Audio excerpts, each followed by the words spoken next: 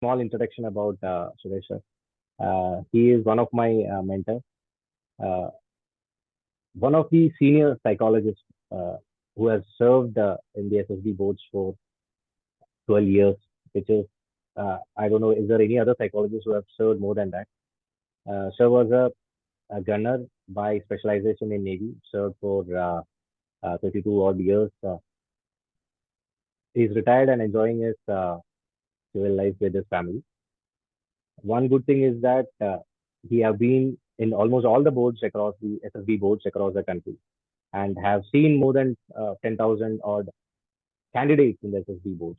So I hope you all are aware about SSB interview procedures, 5 days process, all the tasks. Assuming that you all know this, here we are just going to give general aspects about what is SSB interview and some tips which sir will be providing towards the end of the show.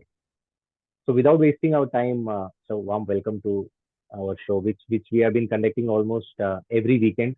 Some of the other veterans who have been in the service, who have been in the SSB boards. Last time we have invited Captain Jaiswal sir, who was the interviewing officer in the SSB boards in Bangalore. So this time we are lucky. They are lucky. Candidates are lucky to listen from you, uh, the very senior most psychologist. So without wasting the show, without wasting the time, let me start the program. Uh, the first question, sir, to you, if you can just give some five basic uh, tips or things that a candidate can do now, because they have now given the NDA exam, CDS exam. Next month the results will be out. Maybe by in another couple of months they will get the SSB call letter. So those who are preparing for SSB interview, they are aware about all the procedure because today in social media everything is available. So some 5 points which you can just uh, tell them so that they can practice it. Okay. First and foremost thing is uh, welcome to all the people who are there. There's been a problem with connecting on Insta, but Zoom is what I'm used to, and probably you guys can record it and it may help the others also, like uh, Commander Ashwin says. So the main thing in the SSB is, if you ask me 5 points, it is be yourself, be yourself, be yourself, be yourself, be yourself. Other Very than true. that, yes, um, you should have pretty good geopolitical knowledge, which you can only read from newspapers and magazines, and you should not stick to one magazine. You should read one or two magazines, newspapers, different types of newspapers, not the same newspapers, and you should be physically fit. Physical fitness. If you're not physically fit, then obviously there's no point going to the SSB and wasting your time out there for 5 days. That you're obese, or you have some health issues which are permanent in nature. So you might as well start running, and in case you're not consulted a doctor, find out what are the things that is required for getting into the armed forces. If you're going to join the army or the navy or the air force, there are slight differences in the medical standards for each of you. So it is better to get yourself medically examined and then go for the SSB, than go to the SSB and then you get recommended the SSB and finally you don't make it into medical notes. So that is one thing, physical fitness. And like I told you, general knowledge. Other things what I would like to tell you is you have got to be uh, uh, a friendly person, in the sense that you've got to be talking to people. You should not be shy. There are people with language issues, but yes, English is the accepted language. I don't think you can go to an SSB without knowing English. So English is essential. But then I have seen a lot of people with who are slightly weak in English also get through the SSBs. After all, it's not an English testing test. It is a personality test. And if people find that you're able to convey your ideas adequately, that is pretty good enough. So to communicate your ideas adequately, you have got to read books and you have got to speak to people. If, it's one thing that I might be very good when I'm writing stuff, but it's a different thing altogether when I'm speaking to somebody else. I may not be able to clearly tell what are the ideas in my mind in a logical manner unless I'm pretty good at the language at which I'm supposed to communicate. I think you have said, I have asked only five, sir, but you have said more than that. Thanks a lot, sir. I was actually, as you said, English. This was one of the gray area which many aspirants were asking us. Sir, my English is not good. I studied in Hindi medium school, Kannada medium school. So one question is actually this: is it actually, sir, affecting or a candidate who is from a government medium school or he is not that good in English? Does it actually help? Does it actually go against him, or is it a gray area? As long as you're Don't you? able to communicate your ideas properly in a mixture of mostly English and little bit of Hindi, it's okay. But then we can't have a third language because um, we have only two languages, the armed forces. And the SSS will not be able to understand. He is not supposed to be master of all 23 or 24 languages. So there's no way that the SSB can open to all the vernacular medium schools and all that. There has to be a standardization, and the standardization is English and a little bit of Hindi in case you get stuck. In case you get stuck. Thank you, sir. I hope, guys, your question is answered. So if your English is not good, you can switch over to Hindi, and again you have to come back. Sir, And one there are no shortcuts in life. You have got to work hard. If you know, if somebody says my English is bad and he's not doing anything about it, then obviously there's no way he's going to go ahead. You got to fight your own battles. right. Nowadays, a lot of English speaking courses are there. 1 month, you Yeah. can at least touch up, brush up your. They are not actually. We are not. I mean, in SSB, people are not looking into your vocabulary in deep, but at least if you are able to convey it in clear and crisp manner, I think that will suffice. Thank you, sir. Moving, sir, I'm going quickly because I don't want to waste time of everyone. Sir, the first day, many get screened out. People think it is tough, or I don't know whether it is easy. So, some suggestions or some tips so that a candidate can, prepare for the screening. See, the only way you can prepare for the screening is you have got to be natural. In the sense, if you are natural, we actually pay more attention to the PP and DT because OAR test is not a personality based test. There are two tests in the screening. One is OAR test and the other is a PP and DT. The OAR test can be improved with a lot of practice, but PPDT is mostly a personality oriented test. That is a picture perception and discussion. Again, now let us come to the picture perception part of it. And most of the guys, what they do nowadays is they mug up some stories, some socially acceptable themes and all that, and what they think are socially acceptable themes, which the assessor may not think so. And then they mug up such stories and then come and vomit it out irrespective of whatever picture is shown to them. So obviously, we know that he has not observed the picture carefully, and he has come up with preconceived ideas. And if somebody comes with preconceived ideas, obviously he's not going to make it into the services selection board for the second part. So there is a picture perception as such. That is not relating your story to the picture. You have to 100% see what the picture is all about, the background, the number of characters there, and you have to weave a story based on that. Suppose I show you what do you call somebody being wheeled out of a hospital. There's a picture, somebody is being wheeled out. And there's a nurse and there's a man behind and the patient is totally covered. When a patient is totally covered, obviously he is not alive. So if you're trying to think that death is negative, or you have your own versions of what is negative and what is positive, which is fed to you by a lot of SSB books, then you're not going to be yourself. We want to know how we are going to perform under stress. So if there is a stressful picture, obviously you have to relate that story to the stress that is there. If you're going to avoid the stress in the picture, obviously you'll not be able to get recommended for stage 2.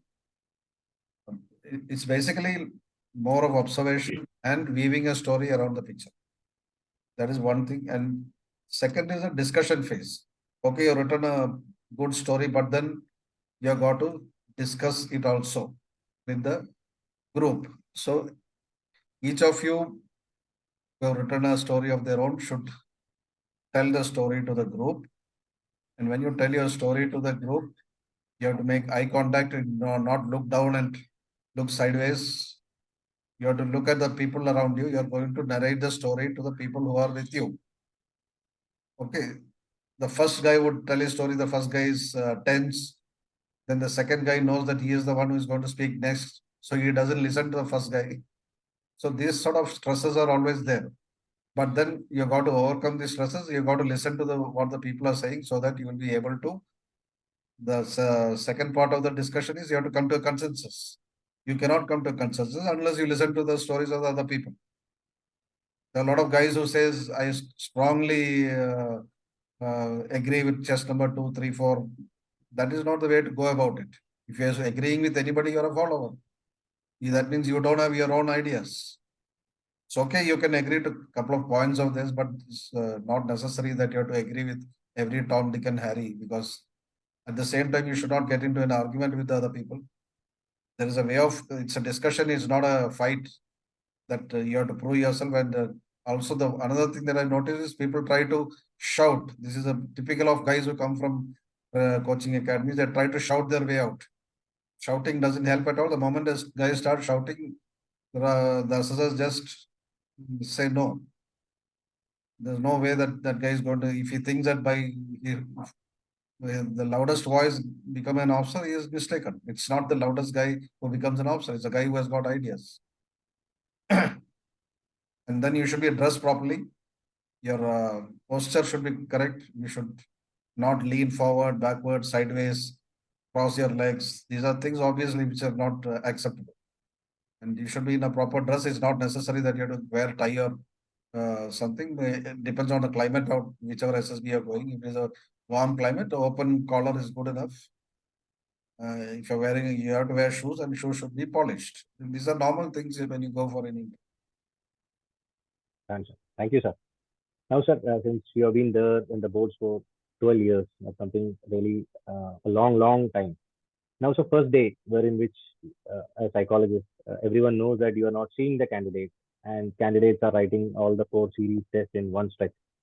Some general tips or some suggestions or some advice from your side so uh, that they can improve, or it's not about improvement. It's of course it's a thought process that is there, but some tips from your side so that they can do well in the psychological task. First and foremost, they have to listen to the instructions which are given by the psychologist.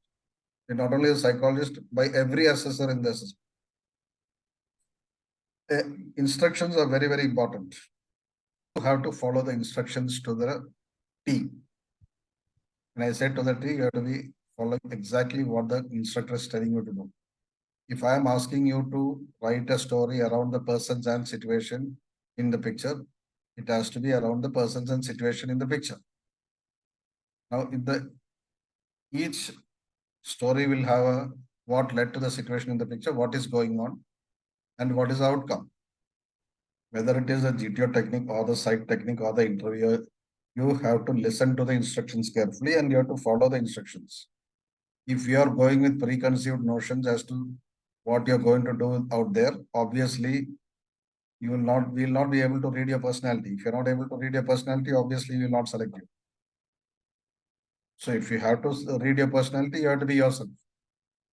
And you have to be yourself and just follow the instructions. Suppose you're writing a story, the story should have 3 parts. What led to the situation, what is going on, and what is the outcome. Now, if you mix it up and say, there are a lot of guys who come to the outcome in the middle and then they start writing their stories, they bungle it up so badly, there is no logic in the sequence at all. So the logical sequence of thinking has to be followed in writing stories. And a lot of guys, what they do is the 12th blank slide, they already would have by-hearted one story and they'll just omit it out there. That is not going to help them because we know it is a by-hearted story and such type of stories will not have any impact on the assessor. In fact, most of the guys these days write stories which they already prepared. So that doesn't, we want the guy to open out and tell what his personality is. That will come only when he reacts naturally to the pictures that are being shown to him. And he has to follow the instructions. And he should not be avoiding stress. He should not be converting every story into some dam building or some social service or people trying to eradicate poverty and uh, people trying to uh, empower women. These are not things which we are looking for. We are looking for natural responses. Natural responses will never be like this unless the picture itself shows something like that.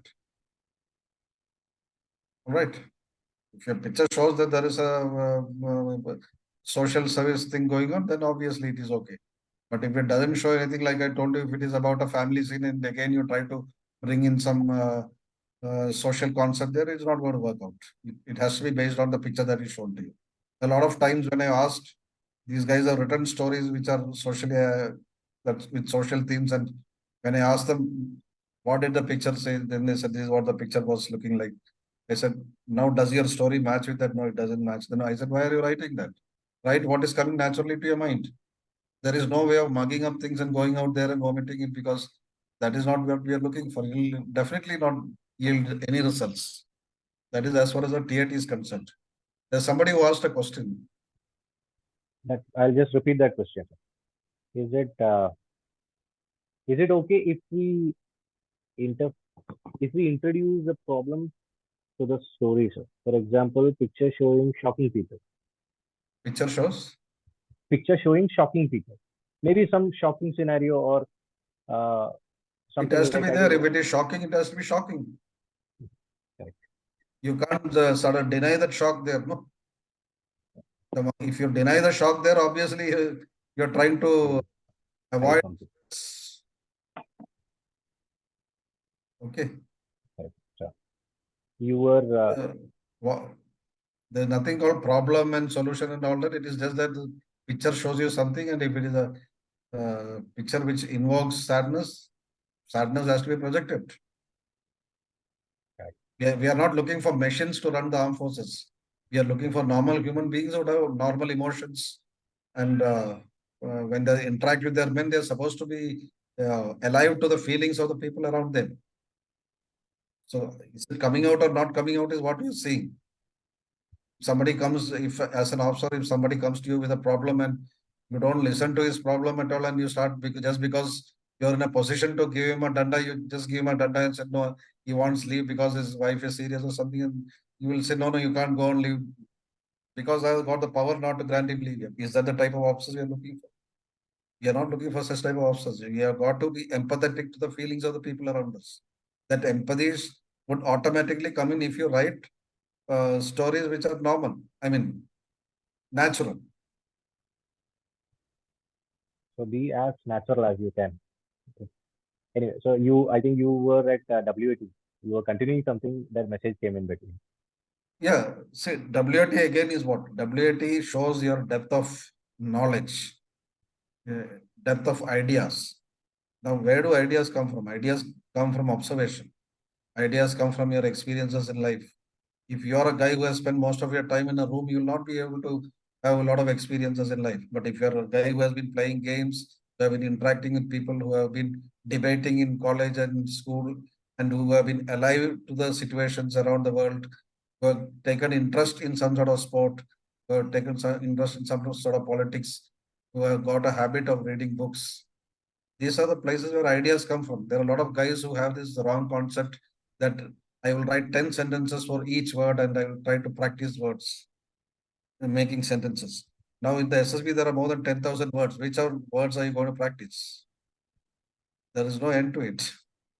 And if you practice also, you'll not, your natural things are not going to come out. Again, the sentences that you give should have some depth.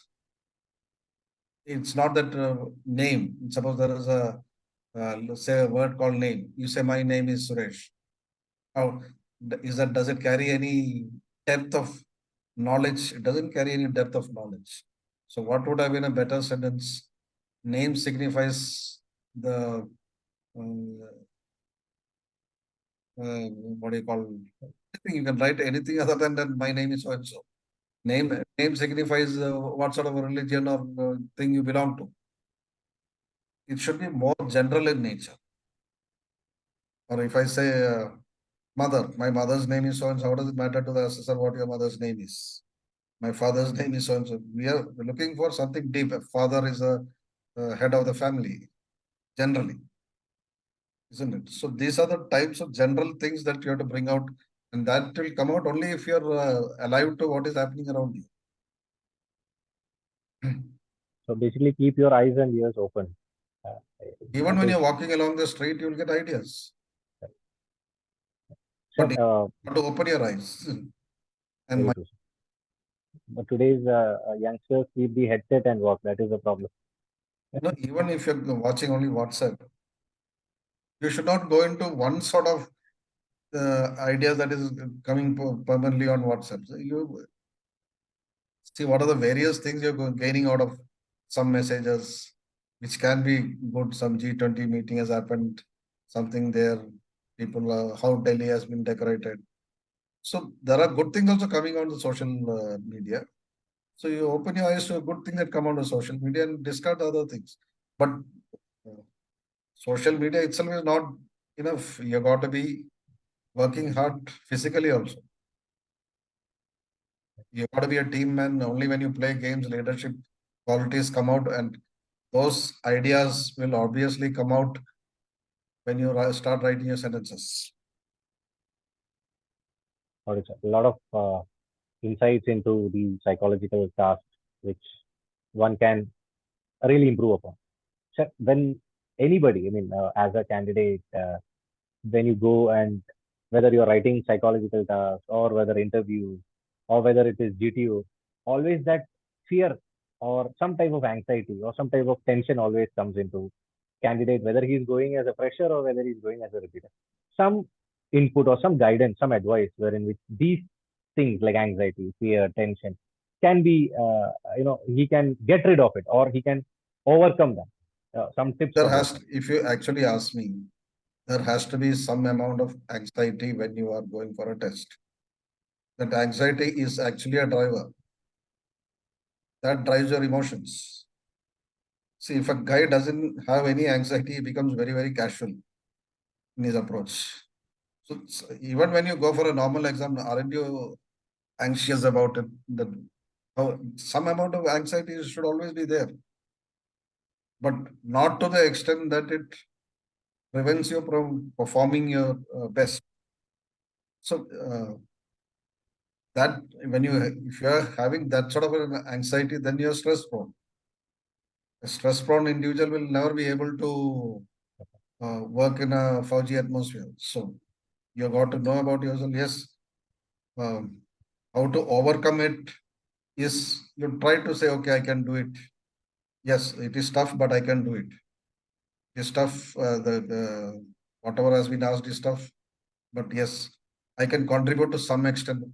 It is not necessary that you have to contribute 100% in all the tests because you will not be able to do it. But there are some areas of your personality which will be strong. That strength should be revealed, and it will be revealed if you perform without too much of anxiety.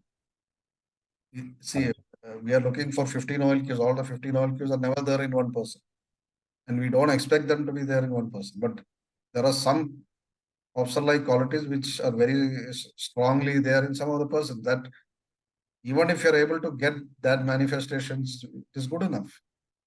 So the idea is to perform naturally. Nobody is going to eat you out there, or nobody is going to tell you, even if you perform badly, the GTO is going to tell you, well done, commander. Isn't it? You're So right. no, you don't, you just go there and perform naturally, but a little bit of anxiety has to be there. If it is not there, you'll be too casual and you'll talk all nonsense. Obviously, little bit of stress has to be there. Right. I think this would have actually given a relief to those candidates who are having this anxiety thing. Now they will be a bit See, relaxed. Anyway, even if I were to speak in a public listing, I would have some amount of anxiety. So what I do is I have to prepare. So right. if I don't prepare like lecture aids and all these things, it's basically what. knowledge. This anxiety would come only when you're going to face people. No, the side test, it will never generally happen. Very good. Because This you're will not happen seeing anyone. maybe in the GTO technique or the IO technique, where the guy suddenly gets, the mind becomes blank. When you're So actually facing the crowd, for example, lecture task or in which he has to give a talk. So the only mantra or only secret is you practice it. Practice in front of a crowd. At home, practice, give a talk to your practice is parents. one thing. Knowledge should be there. No, you Exactly. can't bluff. Knowledge. Very The good. amount of bluffing is okay, but you can't bluff your way through the entire exercise. Correct. So knowledge is the mantra. Then confidence. So Knowledge, confidence will. knowledge, and good communication skills can take you a long way in the SSB. Thank you, sir. This is a very The valuable. GP group planning exercise also, it is basically what? Intelligence, knowledge, and how you communicate your ideas. Correct. Uh, moving ahead, sir. When there are few candidates who think that only people from urban background get uh, clear with the SSB. Those with the rural think that now I have studied in government school, I'm from a village, I won't be able to, but still they give a try. So, what is your take? What is your advice to those students who are from a rural background? See, if a guy has studied in a rural background with totally vernacular medium, it's difficult for him to perform, honestly, because how is he going to convey his ideas? But yes, if he has studied in an English medium school, and if he has been active in the school, whether it is rural or urban, okay, that guy will like perform anywhere in the world. Like you see that chess guy, who was that? Pragyananda. Pragyananda, where is he coming from? Yeah. So, that's a real eye opener. Yeah, so there are guy, it's all willpower and your drive to do well in life. Many students from urban background never utilize the opportunities that they are getting, Correct. underutilizing the opportunity. So, if a rural guy who is able to uh, Utilize, there are a lot of things which a rural guy gets, which an urban guy doesn't get. He has got plenty of fields to play, plenty of places to exercise, good environment to live in, no pollution. A lot of guys like Abdul Kalam and all are from there. They're from rural backgrounds. It's the individual drive which the thrusts a guy into the limelight. You see the what do you call the ISRO chairman? Where did he study? He didn't go to any greatest thing. He studied in, I think, he studied in a government school in Alapura. Isn't it? But yeah, still made it.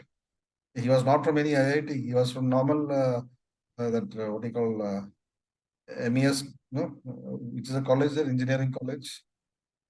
um, I need to check that. Yeah, TKM college. TKM engineer. Yeah, Yeah, I so think but he Fasil is made it. from TKM. Great. He made it to. So it's not necessary that a guy from a rural background will not make it. Because those guys were hardworking and they wanted to do well in life, they did well. But if you're from a rural background and if you feel that, yes, I will do only this much, then you will do only that much. Great. So great input for the those candidates who are coming from rural. Sir, now many have got clarifications regarding the dress, what to wear uh, for interviews, for conference, for psychological tasks. Anyway, for GTO they have to wear sportswear. Would you just a few comments on dress? See, whether it is a SSB interview or any sort of interview, I already said that uh, you should dress as per the climate. If you're going to the north for your SSB and if it is winter, obviously you have to carry some sort of a sweater and a tie would be better inside the sweater so that you look a little formal. But if you're going to a place like, say, Calcutta or Allahabad during summer, there's no point wearing a tie and look like a joker with a what do you call jacket. So yes, you have to wear either full sleeve shirt or half sleeve shirt tucked in into a formal pant, no jeans. Okay, no jeans allowed. Formal trousers with belt, and then you got to wear shoes, not that collar type of shoes. Collar type means no sport shoe will be allowed. I mean, see, uh, an interviewing officer is the one who is going to check your thing anyway, because the psychologist is not going to see how you are attired unless you're sitting for the PP and DT discussion. Okay, in the PP and DT discussion, I suggest everybody wears uh, normal shirt and trousers with tucked in. You should have a proper haircut, and you should be clean shaven. If his beard has started growing, you should shave it off. There are a lot of guys who think, no, my dad has told me not to shave because I am a teenager. Chalega NDA, not okay, but the guy who has already finished his college, obviously, he should be clean shaven. And when you sit, you have to, like I said, you have to sit erect, look straight, and there should not be any unnecessary hand and leg movements. A lot of people have this habit of shaking their legs when they sit. It distracts not only the assessors, it distracts the people who are sitting next to you also. It also shows that you are very, very tense. And then a lot of Right. people have this particular way of positioning their hands, especially guys from academies. They'll keep their hand in such a way that everybody knows this guy is coming from Cavalier or somebody. You should be natural, but at the same time, you should be formal. Since you said about academies, coaching centers across the country, what is your takeaway? A candidate If you ask me should be. about 10 years back, I would have said, just don't go to any academy. You just be yourself and go and attend the services selection board, because that is how I attended and how I got through in the first instance without going to academy. But today, it has become a norm that everybody goes to some sort of an academy, and uh, he, the academy tries to fine tune him to some extent. Obviously, no academy can say that I will get this guy recommended, because that doesn't happen like that. Unless the guy is self-driven, nothing is going to help him. But at the same time, yes, there are certain things the academy can do to help out. But anybody going to any academy has to first see that whether the assessors in that academy are DIPR uh, trained and cleared. They should ask for certificates of the TO certificate or GTO certificate or IO certificate from the academy. The academy is supposed to hold it, so that they know that no riffraff guys running these academies without any. A lot of interviewing officers who do all the three assessment techniques. A lot of GTOs who try to do all the three. If you go to such sort of an academy, you will obviously not get the true feedback that you want to get, because they are assessing you the way they think according to their techniques. They must be thinking this is what this guy is also looking at, and this is how you are supposed to do it. That is why all this writing of one word, 10 sentences of one word and all comes in. That is not the way. You got to work hard, and that is what is going to help you. You're right. Because 3 months that a person assessor who trains in the IPR and does a practical phase. There's a question: will the SSB assessing differs from entries to entries? No, the SSB's procedure is the same for all the three services. You should not consider Coast Guard as one of the defense services, by the way. Army, Navy, and Air Force, the assessment system is the same. So the assessor bears in mind what sort of an entry the candidate is going for. Suppose a guy is going for NDA. So that guy is young, so he has got a lot of trainability. So even if some of is weak in some things, we still give him a little lift. But suppose a guy is going, it is there in the assessor's mind as to what sort of a entry this boy is going to. But the qualities are the same, the procedures are the same. Yeah. Thank you for answering that. The leeway is given as per the entry only in the assessor's mind. But the qualities that you are looking for is the same for all entries. Correct. You are, that last question, wherein which you were telling about the trainable qualities of NDA, or whether if it's a graduate entry, he doesn't have time for getting trained. Whereas NDA, he has got, and with 10 plus 2 or NDA guy has got at least 3-4 years for training. So that is the Yes. only difference, whereas the other thing is not there. And they are young and they are more Yeah, flexible physically. correct. and they are more amenable to training, because as you grow older, your mind gets rigid. Even if, I mean, last question was academy, whether in which a candidate should go or not. If not, at least speak to a concerned guy. Like, for example, like if you want to do a surgery for bone, you have to meet an ortho specialist. Likewise, if you have to know an assessment from a psychologist, he has to speak to that particular person. GTO aspects can only be assessed by a GTO only. So a place where all the three assessors are there, that is the best for Yeah. a candidate. Anyway, thank you, sir, for that insight. And last question, sir, without wasting time. There are a lot of people, a lot of repeaters who think they are judged differently in SSB.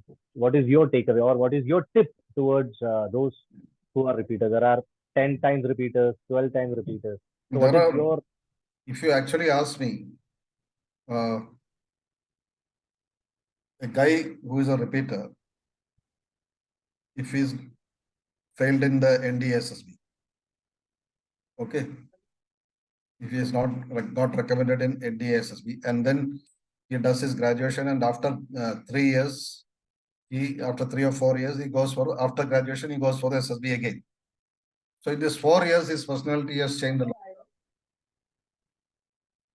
From his NDA entry to the time he has finished his graduation entry, he has finished around 3 to 4 years, in which course of time his personality would have changed, because of the different environment that he experiences in college, the freedom that he has got there. So personality can change with time. But if a guy is appearing for, okay, there are times when a guy goes for the first SSB, he doesn't get through, and he gets through in the second or third. That is because he must be a borderliner in the first two SSBs. And in the third, the assessor says, okay, let's give him a chance. So there are times when the guy gets in third time, but by and large, if a guy doesn't get into the SSB the fourth time, he doesn't get recommended, then he has to really look into himself, because personalities don't change like that. And the SSS also are looking at the personality only, no? So, but there are times when a guy has got cleared in say 12th attempt, 13th attempt, 20th attempt and all, but that is a very rare thing. Ideally, 3-4 SSBs is what any assessor would look for. After that, obviously, it will be because he knows all the procedures. So he has got an advantage over the other candidates. When somebody has got an advantage over other candidates, obviously the assessor is going to be a little tough on assessing him. They would also see as to why this guy has not got recommended earlier. Got it. Sir, one tip for those candidates who have recommended consecutively thrice and going for the fourth attempt. Why should he do that? I'm just asking one. I mean, there was a candidate who was asking me, thrice recommended, not in the merit list. Again, going for the fourth. Now, where can... No, it's okay there. If he is recommended 3 times, obviously the assessors will watch him closely as to why he is not getting through. But there are very few guys like that, unless it's a lady candidate, because for them the assessment becomes, I mean, the competition is very high there. See, in an SSB, you get recommended by, even if you get recommended by one assessor and the other two assessors put you as borderliners, there are chances you will get recommended. But in the case of a lady candidate where the competition is very high, unless they are recommended by all the three assessors, they will never come in the merit list. It's that tough for them, especially the Air Force, I think. Navy also. There's a candidate. I'll discuss with you after this. Anyway, a lot of advice. I think more than what people have asked, you have answered. Starting from the first day onwards, how to go or how to prepare for the first day screening. Then you explained about each and every test in the psychological task, and some tips about interview, conference, the dress, what to wear, how to be, how to get rid of anxiety. Actually, you don't have to get rid of it, that you said. That's something I think will be a great relief. Communication skills, which is very much important. I think overall about SSB, how to prepare, how to improve, have been covered. There's one I thing think... which I not said, that is the self-description. SD you didn't. Yes, correct. Test. The psychology test, what people do in the self-description is they write all the good things. The parents think they're the best children, and the teachers think they're best academically, the best people, and the friends think that they can't live in.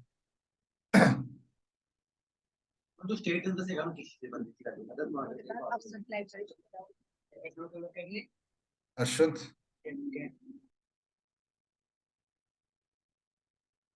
I can see Manpreet. I'm muted. I'm muted, sir. So that is what happens. You have to give both pluses and minuses, because the funda behind this is only a person who knows his minuses will be able to correct them. So if you think that we will not be able to find out the minuses, you're mistaken. We want to know whether you know the minuses. We already know the minuses from the other three tests, the pluses and the minuses. Both should be given. The pluses first, followed by the minuses. No personality is perfect. We appreciate that. We know that. So there's no point trying to be God.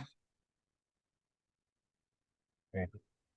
So basically, you should know one should be able to assess himself. You should know his weaknesses, strength. If you're not aware, do it now itself. Try to. It's not that they're not aware. They think that if I write, it will be perceived as negative. Nothing negative and nothing positive as far as the candidate is concerned. Sorry. All you know what the candidate perceives as negative might be positive with the assistant. Right. I think a lot of gyan you have given, like what they were expecting from you and what you've given. I think almost everything about SSB, in depth about coaching, whether to take or not, urban background, rural background. I think there is no more doubt that a candidate can have. Now, only one thing that they have to do is preparation from their side, whatever you have said, physical, mental, reading books, general awareness, and Yeah, be there are no moving with the team. shortcuts. And that first sentence which you said, 5 points, be yourself, be yourself, be yourself. So thanks a lot, sir, for your valuable time. It was an enlightening session for the candidates who have attended. And many couldn't attend, but irrespective, I have recorded this session. I've shared the link with everyone and to you also, sir. Thank you, sir. Thanks a lot for spending valuable 1 hour with us. Yeah, next time if you're doing it on Insta, you should teach me Insta first. Sir, I will do that, sir. Next time. The same thing happened with Jaiswal, sir, also when we did. Anyway, Okay. thank you, sir. Thanks a lot. Jai Hind. Thank you, Jai all Hind. audience. Thank you all. All the best. Thank you, sir. Have a good night, everyone. Bye.